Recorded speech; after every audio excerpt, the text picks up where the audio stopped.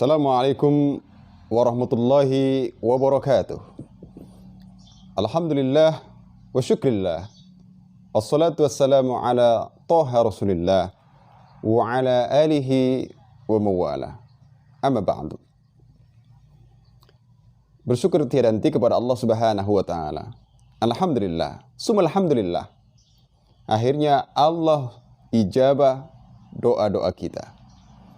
Ketika Rajab dan Sya'ban kita minta diberkahi oleh Allah Subhanahu wa taala dan meminta untuk disampaikan ke bulan Ramadan, alhamdulillah akhirnya Allah pertemukan kita di Ramadan 1442 Hijriah ini. Semoga kita bisa mengisi Ramadan tahun ini dengan ibadah-ibadah terbaik kita di hadapan Allah Subhanahu wa ta'ala. Salawat dan salam kita kirimkan kepada junjungan kita Nabi Muhammad sallallahu alaihi wasallam. Allahumma salli ala Muhammad wa ala ali Sayyidina Muhammad. Pemirsa, para sa'imin sa'imat yang dirahmati Allah. Di jeda waktu istirahat petang kita pada hari ini, mari kita sejenak duduk di depan layar kaca televisi kita masing-masing untuk mendengarkan tausiah Ramadan pada petang hari ini dengan judul Ramadan dan Kesehatan Tubuh. Para shaimin yang dirahmati Allah.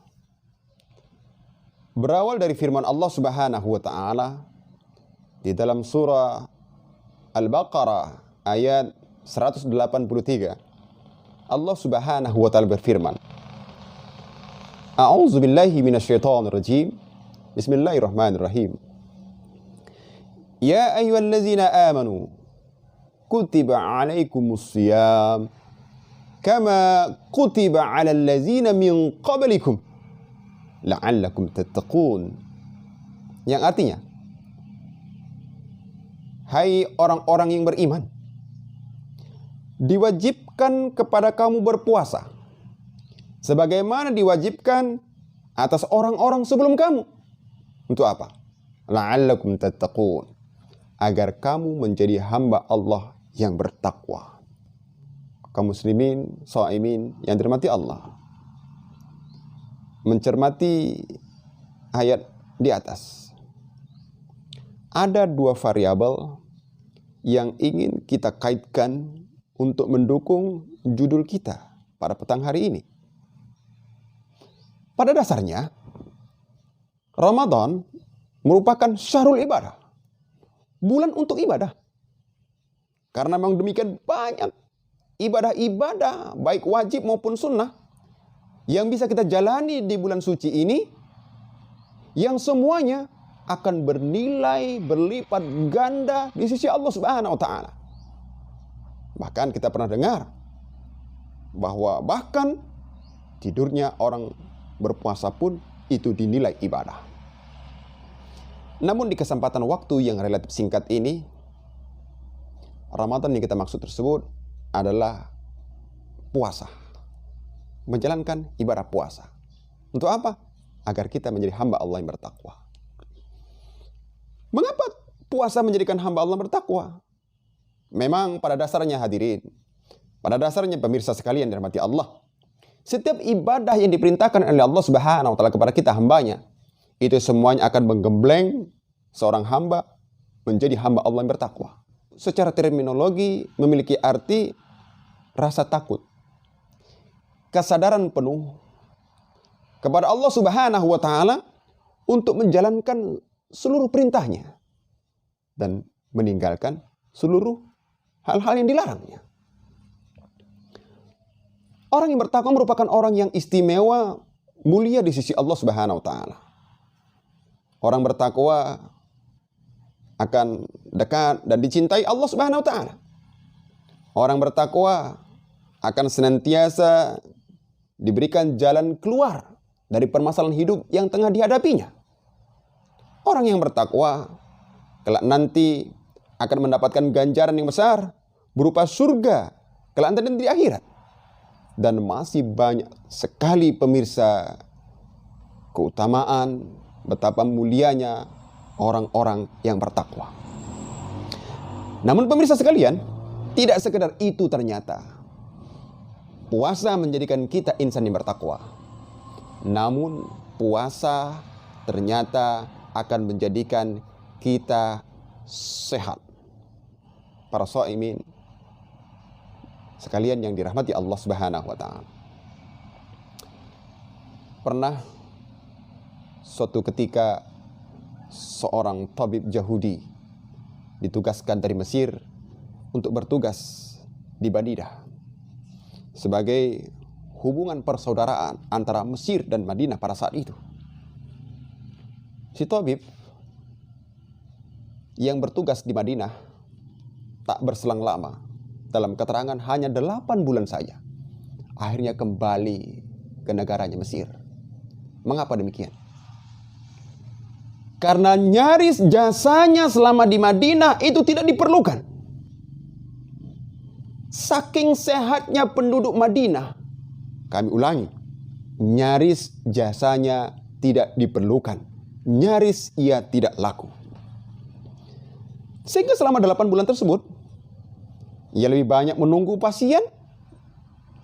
Selama 8 bulan tersebut, ia hanya lebih banyak untuk melihat langsung kondisi-kondisi penduduk Madinah yang demikian luar biasa sehatnya. Namun sebelum pulang, ia akhirnya temui Rasulullah SAW dan bertanya, apa rahasia kesehatan penduduk Madinah pada saat itu? Dan apa jawab Nabi, pemirsa sekalian? Nabi menjawab, kami adalah umat yang tidak akan makan sebelum kami lapar dan akan berhenti sebelum kami kenyang. Inilah jawabannya pemirsa sekalian yang dirahmati Allah. Pengendalian perut. Pengendalian perut.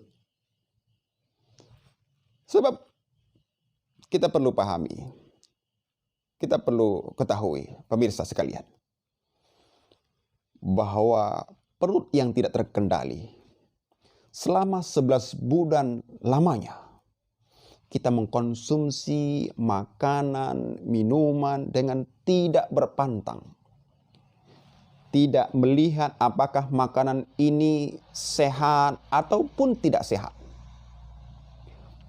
Makanan yang kita makan atau minuman yang kita minum ini, ternyata kalau kita ingin teliti, pemirsa sekalian, itu banyak makanan dan minum tersebut mengandung zat-zat yang berbahaya. Kita lihat makanan, sayur-sayuran, buah-buahan, itu banyak mengandung zat-zat berbahaya berupa pestisida. Ada zat-zat berbahaya berupa bahan pengawet seperti formalin dan lain sebagainya. Yang ternyata zat-zat berbahaya inilah pemirsa sekalian yang dirahmati Allah yang akan membahayakan kesehatan perut kita. Dan bukankah Nabi pernah memberikan keterangan bahwa ternyata sumber penyakit itu adalah perut. Selanjutnya, perut adalah gudang penyakit dan puasa adalah obatnya. Di keterangan yang lain, Nabi mengajarkan kepada kita bahwa idealnya seorang muslim harus mengontrol, mengendalikan perutnya, sepertiganya untuk makanan, sepertiga lambungnya, perutnya untuk minuman, dan ia sisakan sepertiganya lagi itu adalah untuk oksigen atau untuk udara. Perut yang terkontrol, perut yang terkendali, seperti inilah yang akan mendukung kesehatan tubuh kita. Dengan berpuasa, maka ini akan menjadi detoksifikasi, pembuangan racun secara alami yang tidak terbuang lewat urin, yang tidak terbuang lewat peluh keringat kita. Maka dengan berpuasa, ini akan menetralisir biang potensi-potensi penyakit yang terdapat di dalam perut ataupun yang terdapat dalam tubuh kita. Pemirsa sekalian yang dirahmati Allah, ada seorang ilmuwan Jepang, Yoshinori Ohsami, membuat temuan yang spektakuler di bidang kedokteran yang pada akhirnya mendapatkan Nobel penghargaan di bidang kedokteran pada tahun 2016. Apa konsep temuannya di bidang kesehatan? Yakni konsep tentang autofagi. Apa itu konsep kesehatan tentang autofagi? Dikatakan dalam temuannya itu, pemirsa sekalian, bahwa ternyata dalam kondisi kita lapar, dalam kondisi kita berpuasa, sel-sel tubuh kita yang juga lapar itu akan memakan sel-sel tubuh yang sudah tidak berguna, yang akan merusak tubuh kita, yang akan menjadi timbunan sampah yang membahayakan bagi perut kita. Itu dengan berpuasa. Jadi selain detoksifikasi, pemirsa sekalian, puasa akan menjadikan kita sehat secara jasmani, seperti meningkatnya fungsi otak kita, meningkatnya kesehatan jantung kita, akan terjaganya gula darah atau kadar kolesterol kita, akan menjadi anti-aging, penuaan dini, lalu akan menjadi diet secara alami, diet secara syar'i, dan masih banyak sekali, pemirsa sekalian dirahmati Allah, betapa puasa akan menyehatkan tubuh kita. Satu, puasa untuk kesehatan jasmani. Tidak sekedar itu, puasa akan menjadikan seseorang itu sehat secara rohani. Bagaimana tidak? Puasa akan menjadikan seseorang sehat secara rohani.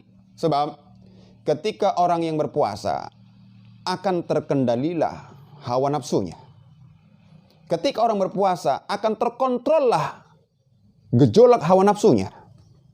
Maka akan meningkatlah gairah untuk beribadah, ketaatannya meningkat. Maka akan meningkat pula lah iman dan takwanya. Dan ketika dalam berpuasa tersebut, ketika hawa nafsu tertekan, maka dalam kondisi kita masih dalam peningkatan iman dan takwa, gairah beribadah, penyakit-penyakit rohani yang lain seperti hasad, iri, dengki, riya, sum'ah, dan lain-lain sebagainya, ini akan mampu kita kendalikan, akan mampu kita jaga. Sehingga pemirsa, berpuasa ternyata tidak sekedar menjadikan seseorang itu mulia dengan derajat takwa di sisi Allah Subhanahu wa taala, namun puasa ternyata berkontribusi besar bagi kesehatan baik jasmani maupun rohani kita.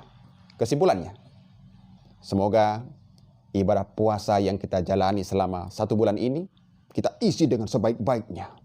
Kita isi siang dan malam-malam Ramadan kita ini dengan sebaik-baiknya, dengan ibadah terbaik kita. Agar apa, pemirsa sekalian? Agar sehat secara jasmani maupun rohani itu kita dapati, dan kembali muara daripada amal ibadah, muara daripada puasa yang kita jalani, tentunya agar menjadikan kita hamba yang muttaqin, hamba yang bertakwa, sebab takwa merupakan salah satu derajat yang tinggi di sisi Allah Subhanahu wa taala. Mudah-mudahan kita dapat menjalaninya. Terima kasih. Mohon maaf atas segala kekurangan dan kehilapan, dan terima kasih atas segala perhatian. Wal afu minkum. Selamat berbuka puasa. Assalamualaikum warahmatullahi wabarakatuh. Ramadan